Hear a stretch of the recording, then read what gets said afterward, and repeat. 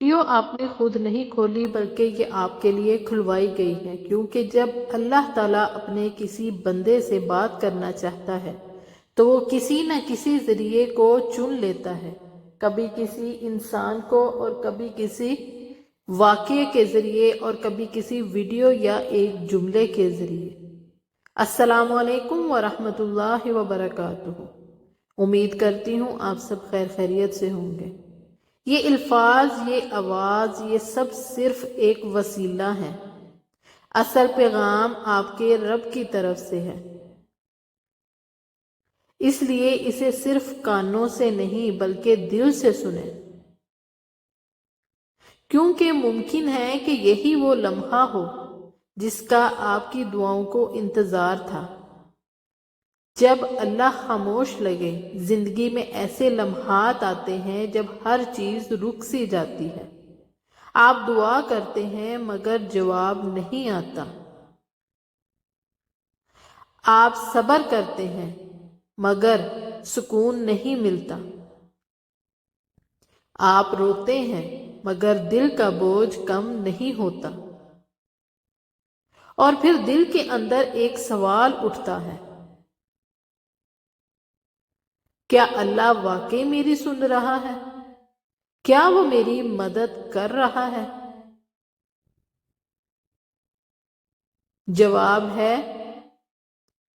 ہاں، اللہ سن رہا ہے اور وہ مدد بھی کر رہا ہے، لیکن اس کی مدد ہمیشہ شور کے ساتھ نہیں آتی، وہ اکثر خاموشی میں اندرونی تبدیلی کی صورت میں آتی ہے،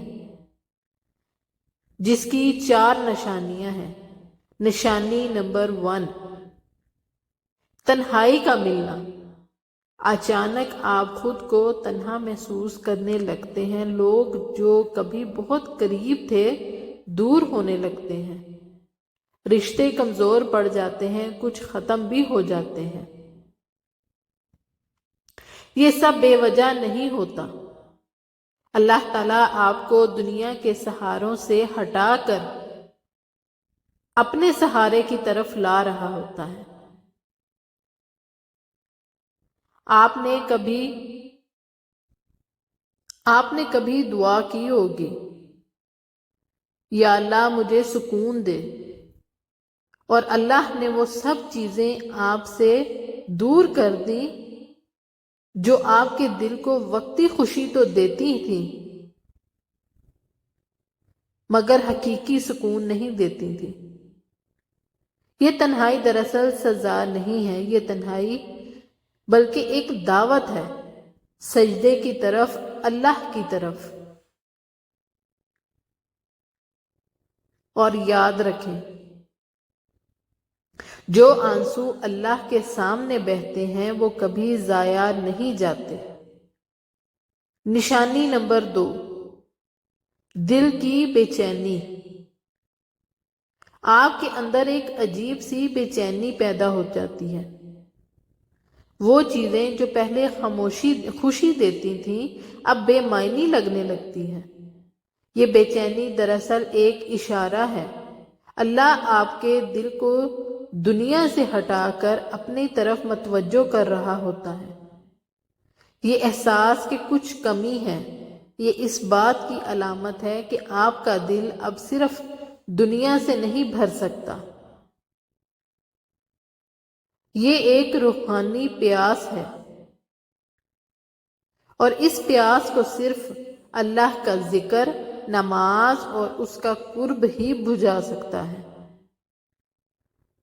اگر آپ کے دل میں یہ بے چینی ہے جسے آپ کسی کو سمجھا نہیں سکتے تو جان لیں آپ خاص ہیں، اللہ آپ پر کام کر رہا ہے خاموشی سے۔ نشانی نمبر 3، آزمائشوں کا بڑھ جانا۔ جب زندگی میں مشکلات بڑھنے لگے، ہر راستہ بند ہونے لگے، ہر دعا کے بعد حالات اور مشکل ہو جائیں، تو اکثر انسان ٹوٹ جاتا ہے۔ مگر حقیقت کچھ اور ہوتی ہے۔ اللہ تعالیٰ آپ کو کمزور نہیں کر رہا ہوتا، وہ آپ کو مضبوط بنا رہا ہے۔ جیسے لوہا آگ میں جلتا ہے تب جا کر ایک مضبوط تلوار بنتا ہے، ویسے ہی آپ کا دل آزمائشوں سے گزر کر مضبوط ایمان میں بدل رہا ہوتا ہے۔ آپ سوچتے ہیں میں ہی کیوں؟